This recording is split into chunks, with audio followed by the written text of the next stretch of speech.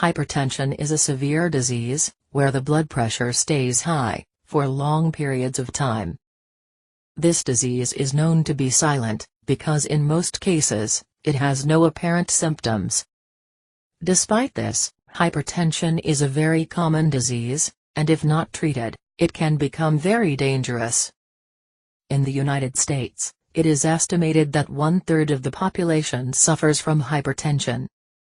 And when the symptoms appear, they usually are tiredness, dizziness, neck pain, nosebleed, and blurry vision. There are many causes for hypertension, such as smoking, stress, sedentary lifestyle, obesity, overdrinking, and diabetes. Anyone who has a family history of hypertension is also more likely to have this disease. And it is a very serious problem, because it can lead to strokes, loss of vision, heart failure, aneurysm, and even death.